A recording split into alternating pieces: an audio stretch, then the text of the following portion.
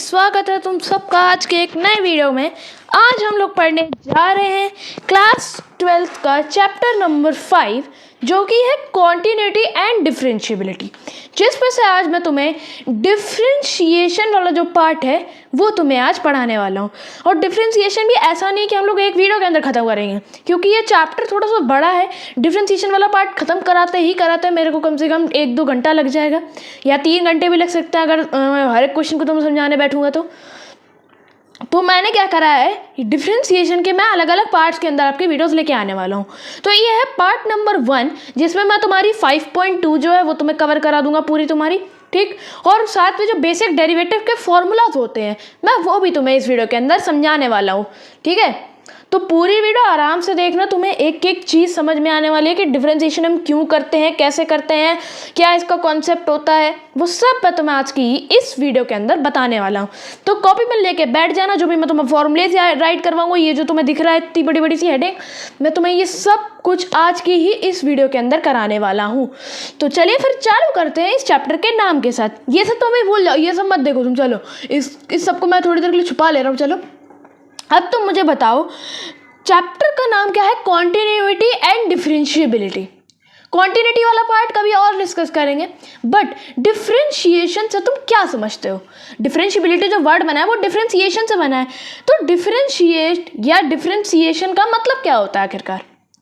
तो डिफरेंशिएट का मतलब अगर आप गूगल पे जाके सर्च करते हो तो आपको मिलेगा अलग अलग करके लिखना, उसको तोड़ के लिखना, उसको कहते हैं ना कन्वर्ट कर देना।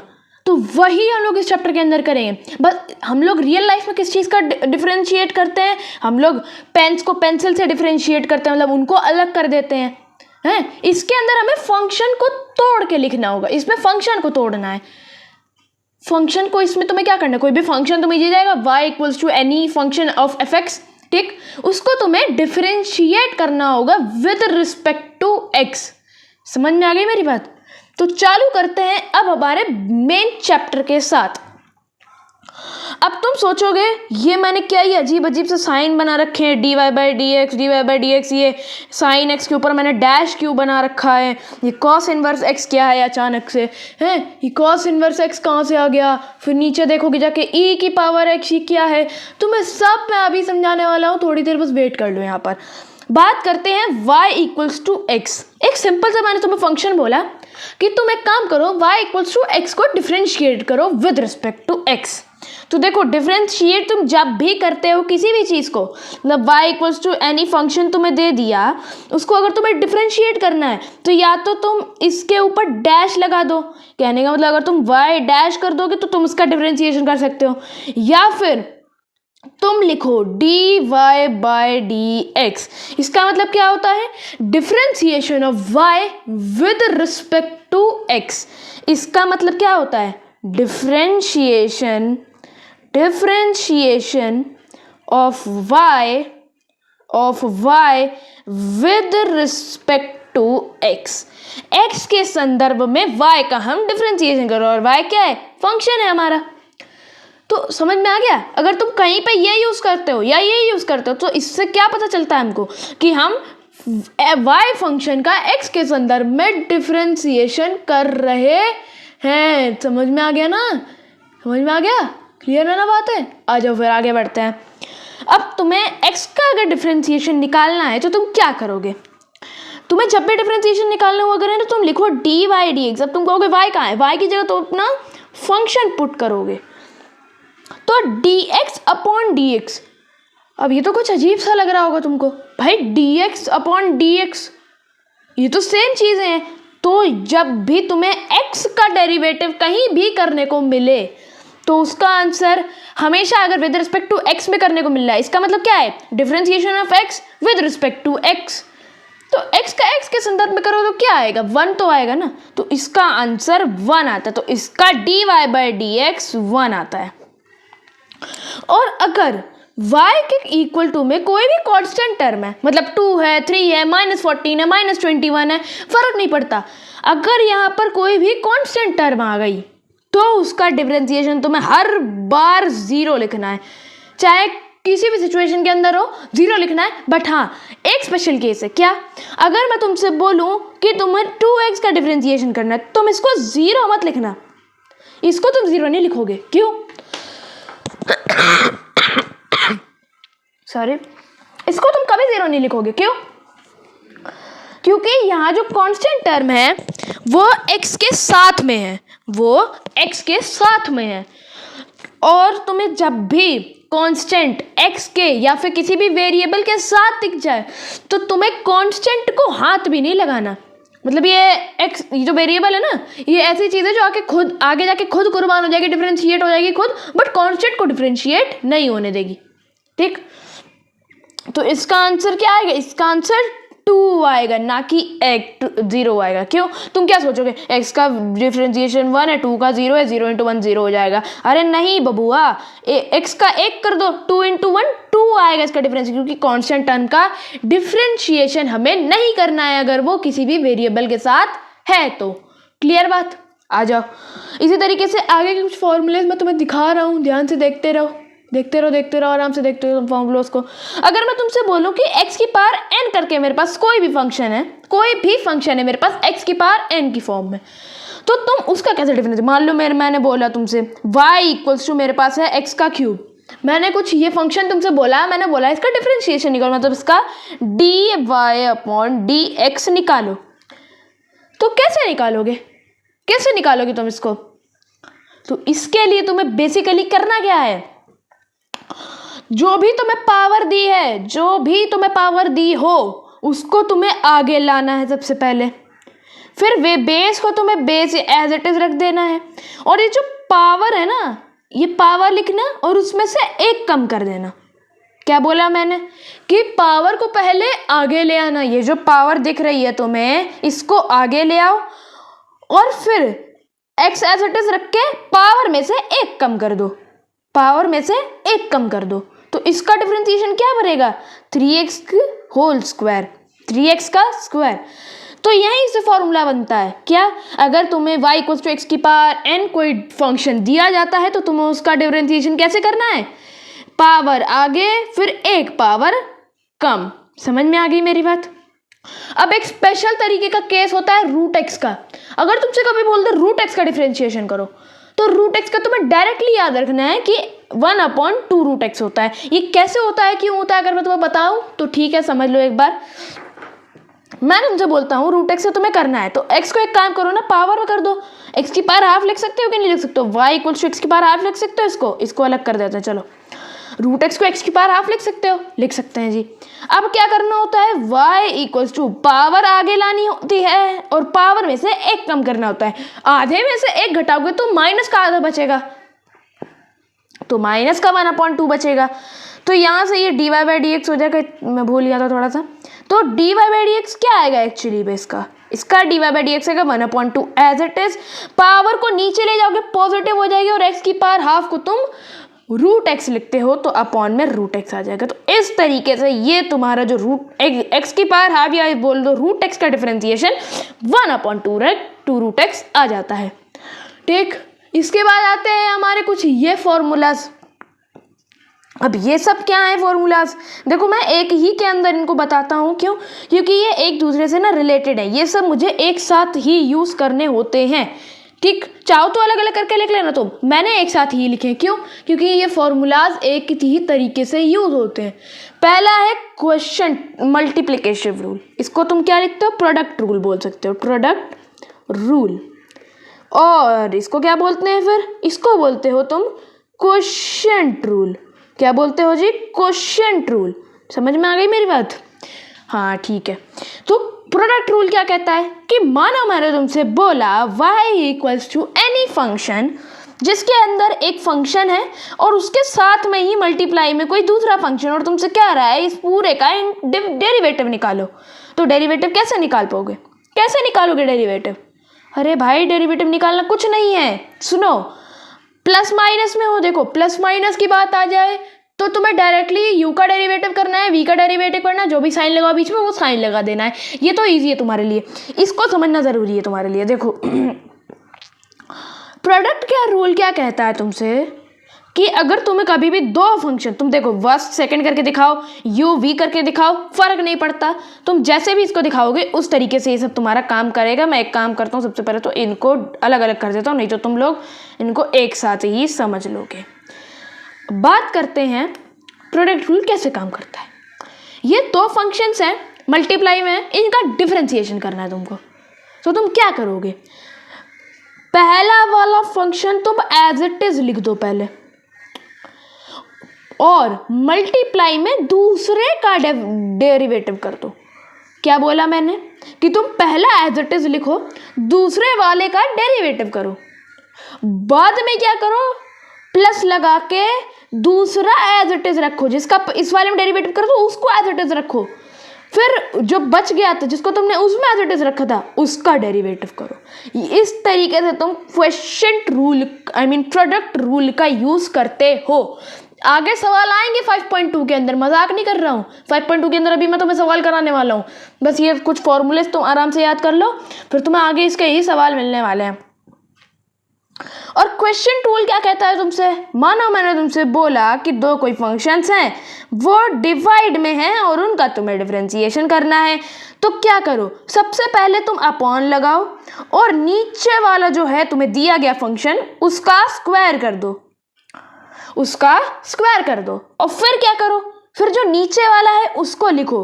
अब इसके अंदर कंपलसेशन है, इसके अंदर तुम किसी भी ऑर्डर में करो फर्क नहीं पड़ेगा, बट इसके अंदर कंपलसेशन है, क्यों अभी बताता हूँ। देखो तुम्हें नीचे वाला लिखना है, इनटू में पहले वाले का डेरिवेटिव करना है सबसे पहले, और फिर माइनस लगाना है। अब समझ में आया क्यों माइनस लग रहा है, क्योंकि माइनस के अंदर कॉम्यूटेटिव लॉ जो तुम बोलते हो वो लागू नहीं होता। 8th क्लास के अंदर पढ़ा है ना रेशनल नंबर्स के अंदर, अरे कॉम्यूटेटिव लॉ नहीं पढ़ा क्या, a प्लस बी बराबर b प्लस ए, लेकिन a minus B is not equal to b minus A. समझ में आ गया ना, याद आया, कुछ तो याद आया होगा भाई, 8th के अंदर पढ़ाई करी होगी तो।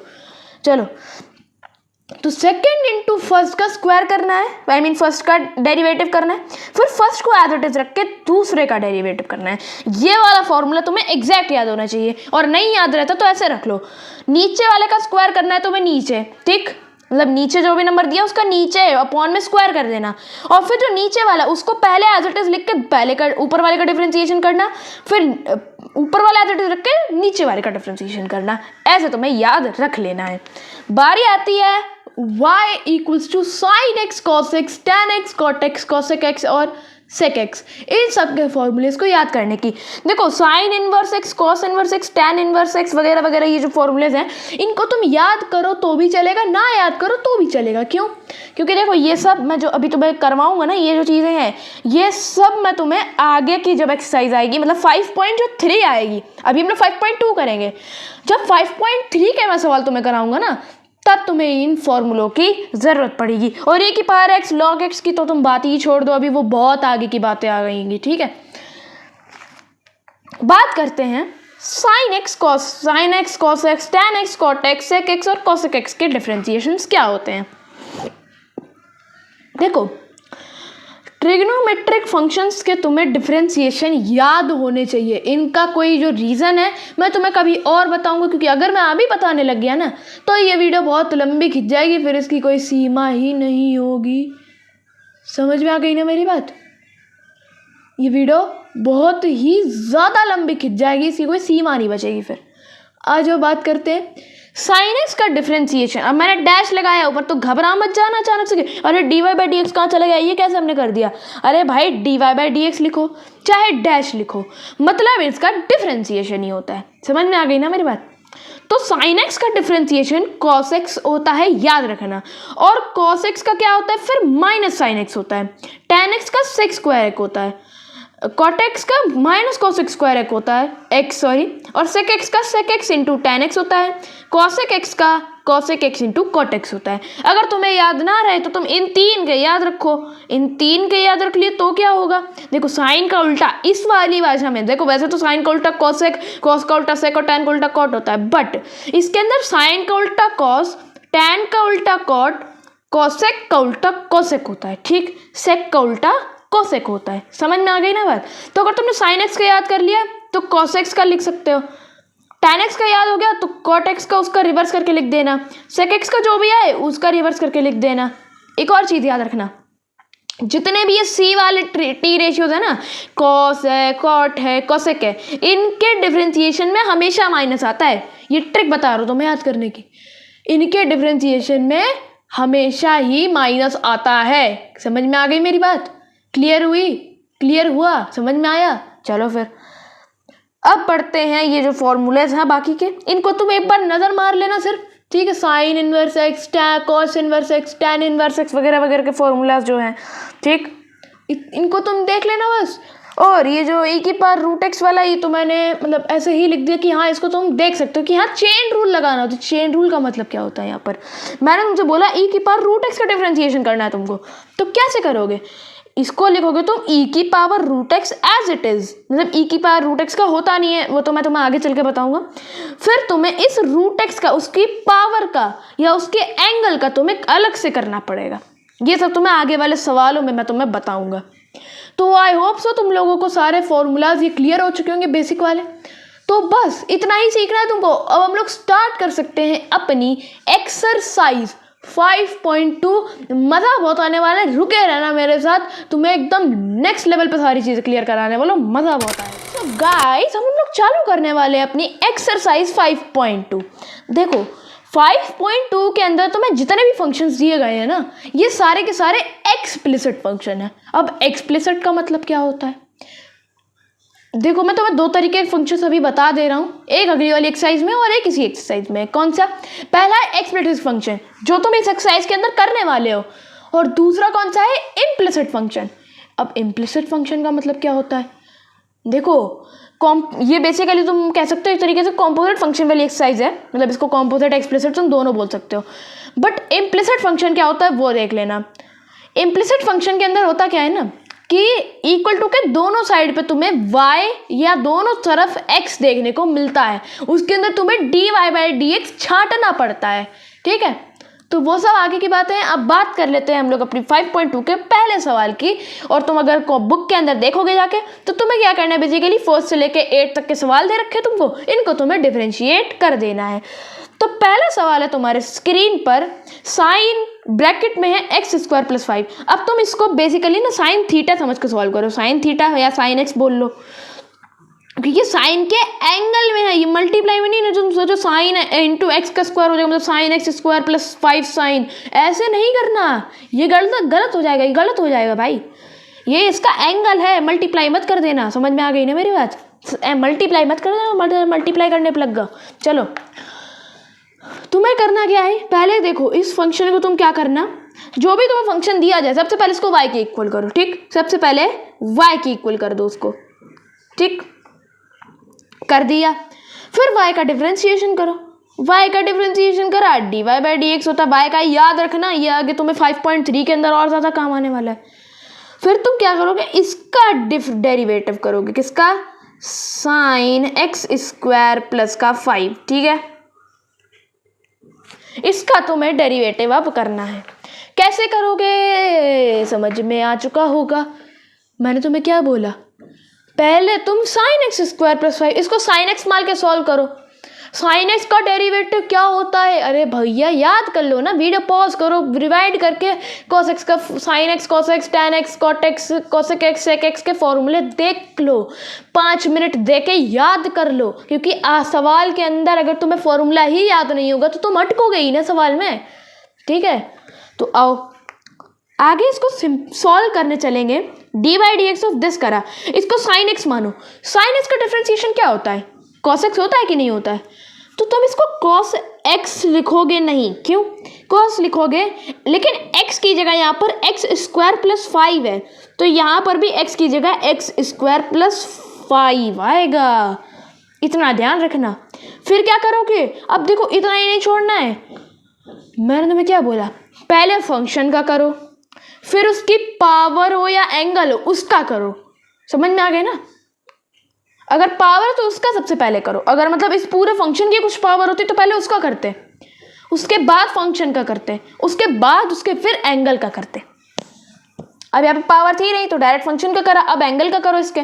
तो एंगल के लिए हम वापस क्या लगाएंगे, मैं तुम्हें पूरा स्टेप प्रोसेस बता रहा हूँ कि कैसे तुम्हें एग्जाम के अंदर लिखना होगा चीज़ों को, समझना क्या? तो dy/dx ऑफ दिस। अब देखो कॉस एक्स स्क्वायर प्लस का 5 एज इट इज इंटू में क्या करोगे फिर एक्स स्क्वायर का डेरिवेटिव। मैंने तुम्हें क्या बताया था, एक्स की पावर एन है किसी फंक्शन की, तो भैया तुम उसका डेरिवेटिव क्या लिखोगे आखिरकार, उसका डेरिवेटिव भाई सीधी सी बात है क्या होने वाला है, एक्स की पावर n है तो उसका डेरिवेटिव n x की पावर n-1 होता है। समझ में आ गई ना।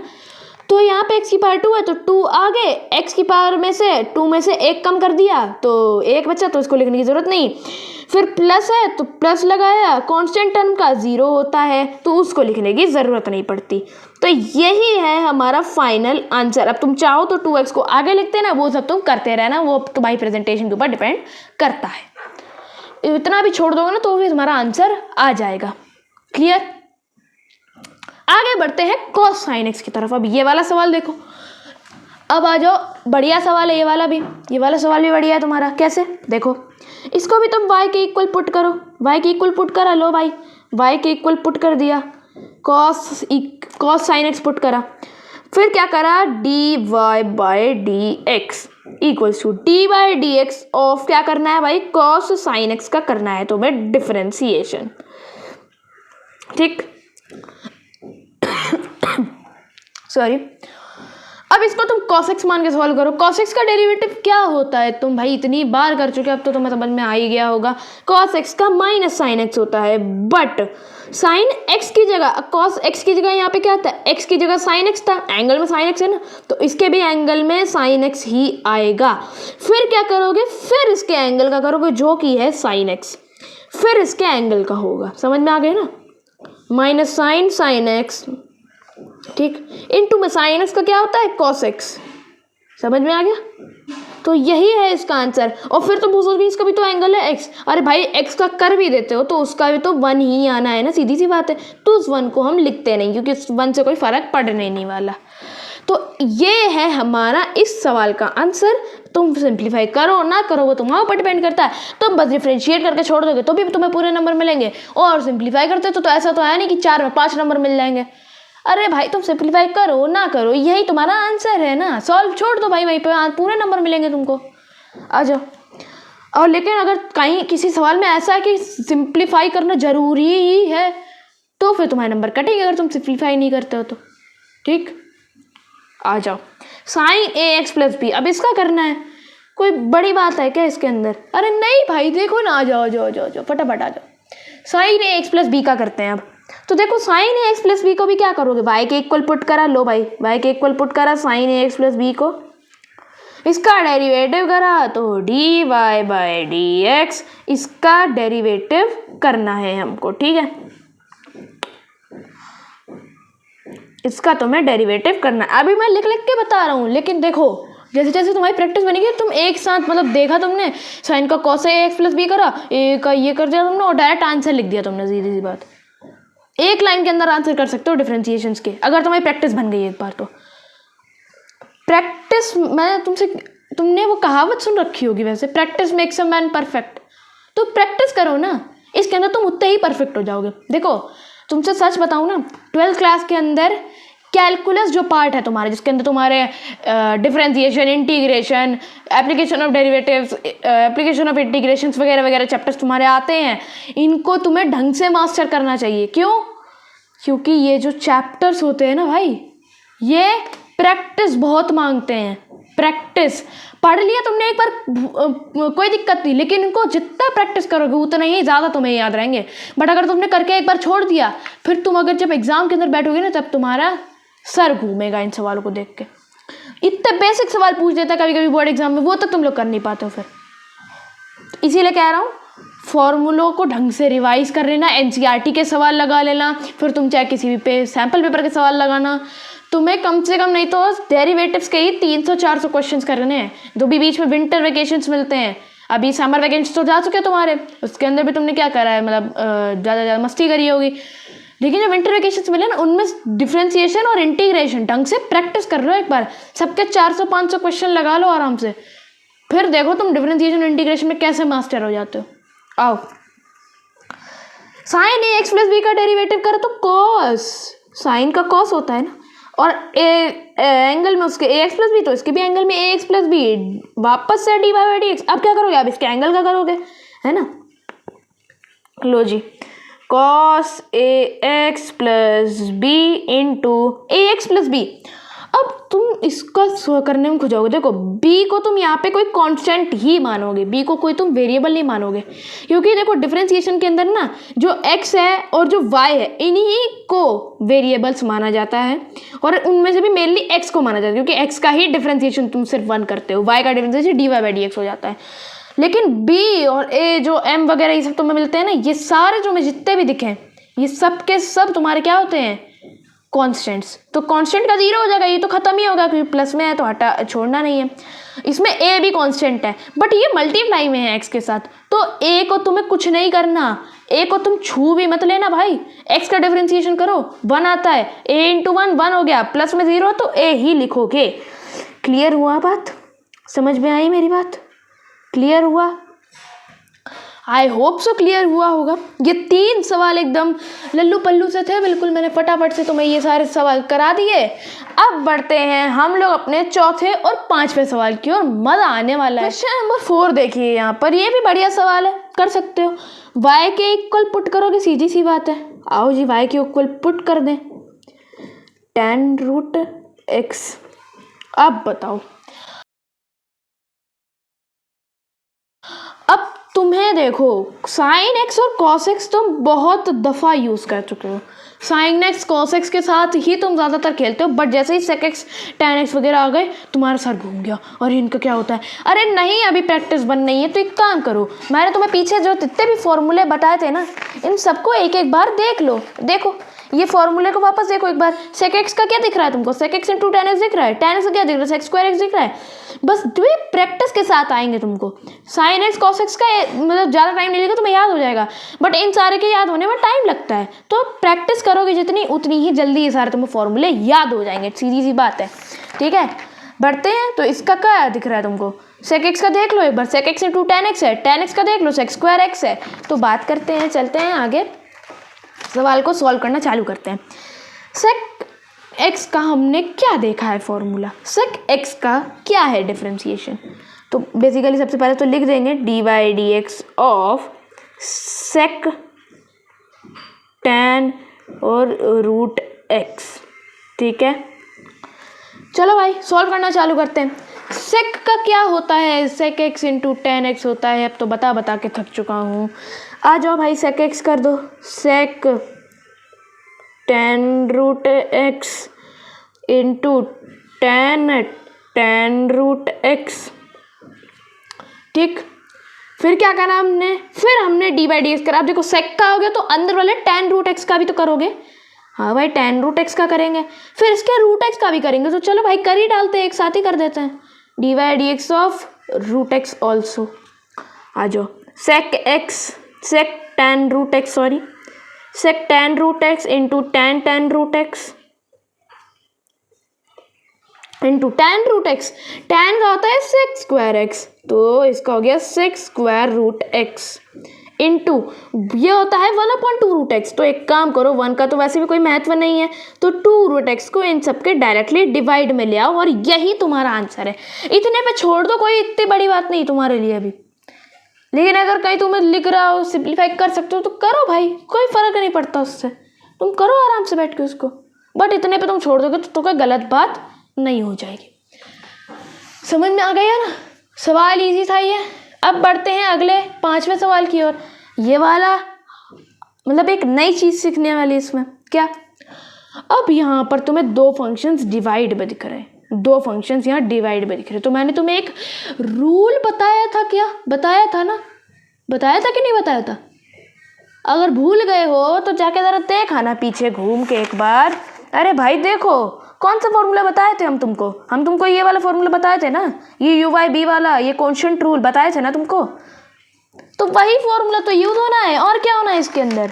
अरे भाई ये क्वेश्चन इतना इजी है भाई, मतलब क्या ही बोलूँ मैं, सवाल को देखो ढंग से, इसको तुम u बाई वी की फॉर्म में मान लो कि ये u और ये v, तो कैसे लिखोगे इसको, v स्क्वायर फिर v इंटू यू का डेरिवेटिव माइनस में u इंटू वी का डेरिवेटिव। हर बार ऐसे ही लिखना है तुमको, इतनी सी बात समझ लेना, क्योंकि यहाँ माइनस लग रखा है बीच में, इधर उधर करोगे गड़बड़ बहुत हो जाएगी।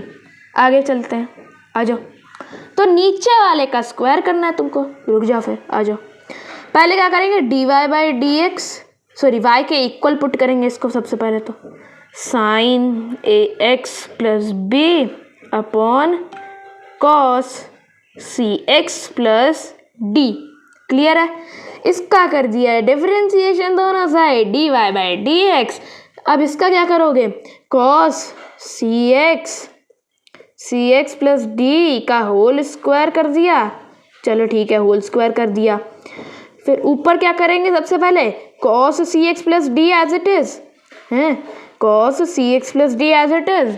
फिर क्या करा हमने sine a x plus b का डेरिवेटिव कर दिया। तो क्या करने, पहले लिख दूँ पूरा तुम्हारे लिए या फिर डायरेक्ट डेरिवेटिव मारूँ, सीधे डेरिवेटिव करूँ क्या?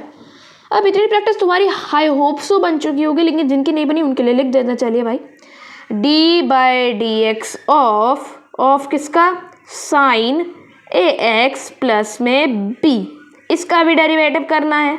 आ जाओ, माइनस का minus, sign a x plus B इस बार एज इट इज रखा, और इस पर क्या कर दिया हमने, कर दिया d by d x of cos c x plus d, cos c x plus d. अब मैं डायरेक्ट करने वाला हूँ, सीधी सी बात है। देखो एक और बात, यहाँ पर दो टर्म्स माइनस में है, अपॉन में एक सिंगल टर्म है।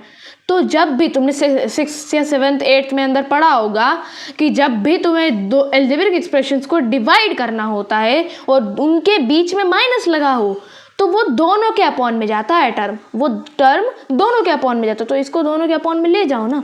चलो, cos c x plus D है ना, cos c x plus D है। अब sign a x plus b का क्या होगा, साइन का कॉस है ना, cos A x plus B, और ए एक्स प्लस बी का ए कर दिया हमने खाली डायरेक्टली।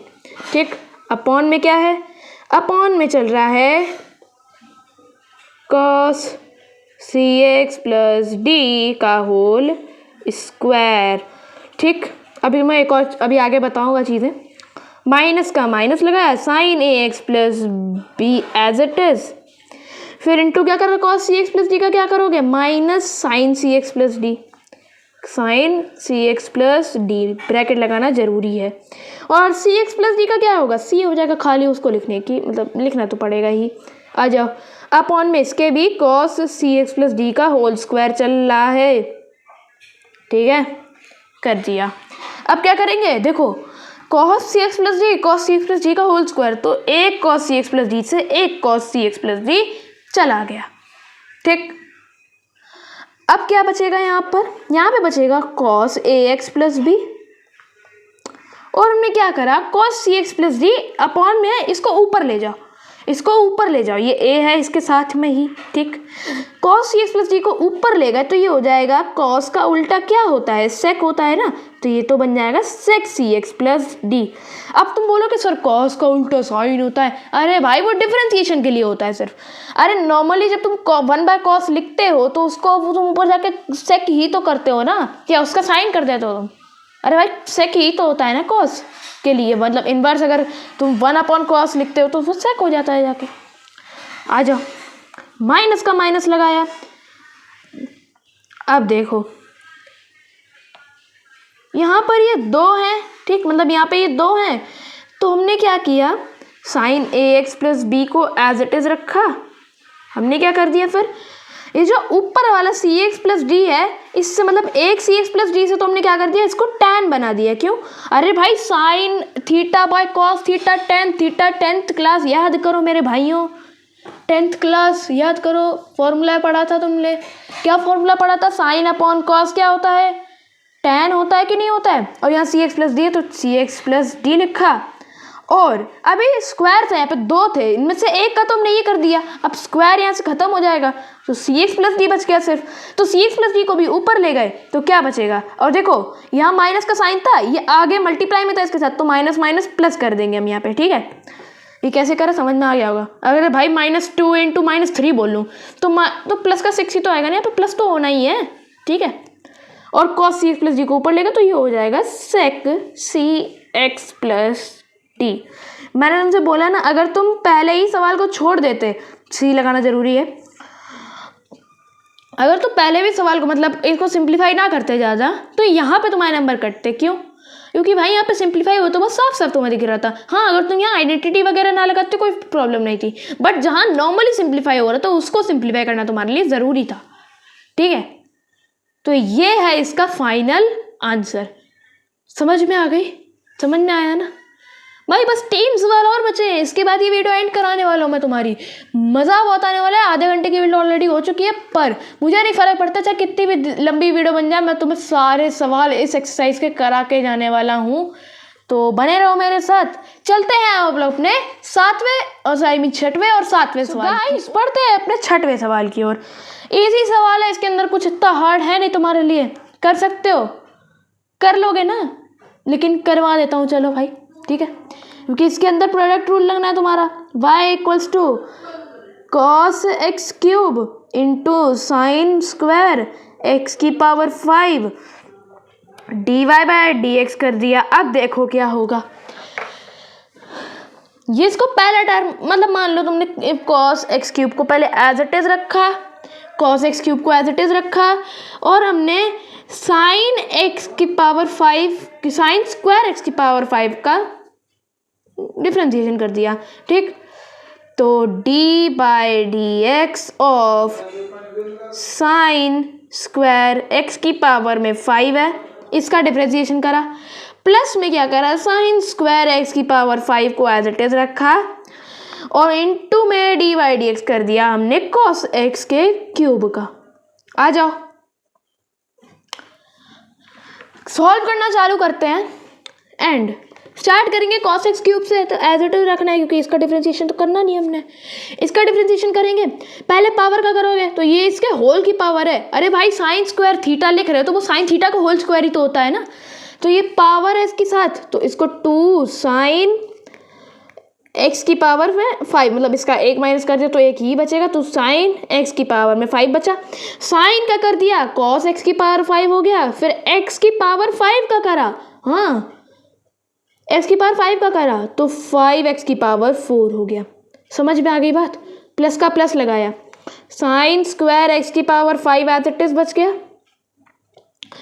इस cos x क्यूब का डिफरेंशिएशन करा तो पहले पावर का करा 3 cos x हो गया स्क्वायर, इनटू में क्या करा, फिर cos x का करेंगे, cos x का क्या हो जाएगा माइनस साइन x, तो तुम क्या करो डायरेक्ट यहाँ पे काम करो, माइनस आगे लगा दो सीधे क्योंकि मल्टीप्लाई में, तो साइन x कर दो सर। ठीक, और x का डिफरेंशिएशन करोगे तो 1 आएगा, वो लिख रहे हो लिखो ना लिखो वो तुम्हारी इशू होगी।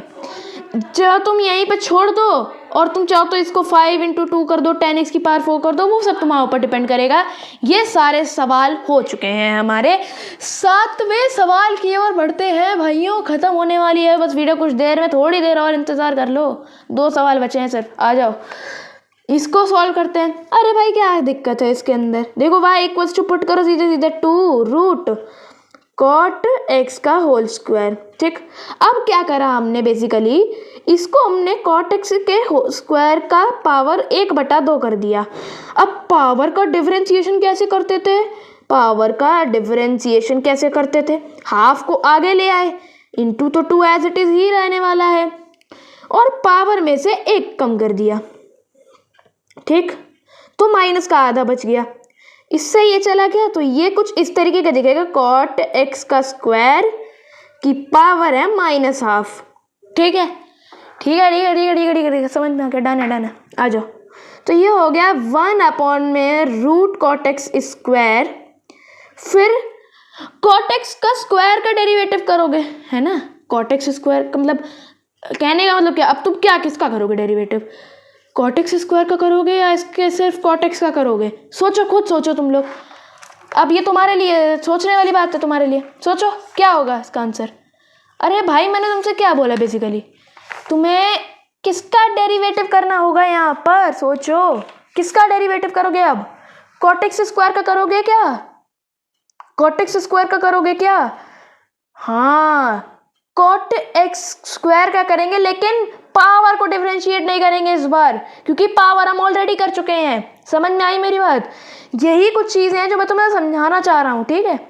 ये सारी चीज़ें तुम्हें समझ में आनी चाहिए। अगर तुम पहले ही पावर का कर चुके हो तो तुम्हें वापस कॉट एक्स स्क्वायर की पावर का करने का ज़रूरत नहीं है, ठीक है? तो कॉट एक्स स्क्वायर का करा तो क्या हो जाएगा? कॉट का कोसेक स्क्वायर होता है ना, कॉट का कोसेक स्क्वायर होता है, बट कौन सा माइनस का होता है, ठीक है? तो माइनस का कोसेक स्क्वायर, मतलब ये इसके साथ वाला स्क्वायर यहाँ पे आ गया और एक्स का स्क्वायर अलग से आएगा। फिर एक्स के स्क्वायर का करोगे वो हो जाएगा 2x। तो इसको तुम लिख दोगे, दिख रहा है ना, ठीक है? आ जाओ, माइनस का 2x into cosec square x, cosec square x square upon में रूट कॉट एक्स का स्क्वायर। ये है हमारा आंसर। 8वां सवाल देखो मेरे भाइयों, आखिरी सवाल इस वीडियो का, मज़ा आने वाला है। ये वाला देखो, y equals to cos root x लिख दिया। अरे भाई इसके अंदर क्या मतलब ये कोई सवाल है क्या? ये सवाल लग रहा है तुमको? ये क्या इतना ईजी सा सवाल दे दिया? करो ज़्यादा फटाफट करो। पहले मेरे से पहले करने की कोशिश करो। अब तुम कॉस का क्या करते हो? देखो dy dx हम पूरा लिखेंगे इस बार हम पूरा लिखेंगे। यहाँ पे मैं लिखना भूल गया, यहाँ पे मैंने लिखा नहीं था, 6वें सवाल में यहाँ पे मैं लिख देता हूँ, चलो तुम्हारी सहूलियत के लिए। कॉस रूट एक्स का हमने डिफ्रेंसिएशन करना है, कॉस रूट एक्स का। अब तो तुम डायरेक्ट कर सकते हो, कर लोगे, आ जाओ फिर। कॉस का माइनस साइन होता है, रूट एक्स साथ में ही रहेगा, इंटू में रूट एक्स का क्या करोगे? अरे भाई रूट एक्स का भी तो करोगे ना, एंगल का होता है कि नहीं होता है? 1/2 रूट एक्स हो जाएगा, है ना? तो ये हो जाएगा माइनस का साइन रूट एक्स अपॉन में 2 रूट एक्स। समझ में आ गया? तो यही है हमारा आंसर फाइनल। तो आई होप सो तुमको मैंने ये जितनी भी ये 5.2 मैंने कराई तुमको पूरी, ठीक? मैंने तुम्हें पूरा कॉन्सेप्ट सिखा दिया है, डिफरेंशिएशन के फॉर्मूलेज मैंने तुम्हें दिखा दिए थे, स्क्रीनशॉट ले लिया हो तो बढ़िया होगा तुम्हारे लिए। अब हम लोग नेक्स्ट वीडियो के अंदर अपनी 5.3 चालू करेंगे, जिसके अंदर हमें इम्प्लिसिट फंक्शन और हमारे कौन से इनवर्स ट्रिग्नोमेट्रिक फंक्शन, यानी कि हमको अगली एक्सरसाइज में ITF जिसको तुम बोलते हो इनवर्स ट्रिग्नोमेट्रिक फंक्शंस, उसके सवाल देखने को मिलेंगे। मैं तुम्हें बताऊंगा कि कैसे सॉल्व होते हैं और तुम्हें तब जाके वो सवाल समझ में आने लगेंगे। तो चलिए फिर मिलता हूँ तुमसे मैं अपनी किसी और वीडियो के अंदर। तब तक के लिए यहाँ पे बड़ा लिख रहे हैं हम, आई एम थैंक यू। समझ में आ गई ना मेरी बात? चलो तो मिलता हूँ तुमसे अपनी अगली वीडियो के अंदर। तब तक के लिए stay connected, keep healthy. Thank you very much. Arrivé, les petits se sont demandés ce qui se passe au haut. Tellement les petits a beaucoup d'inspiration pour déranger. Mais les petits sont pour danser, mais les petits sont pour bouger. Y'a qu'à te venir pour danser.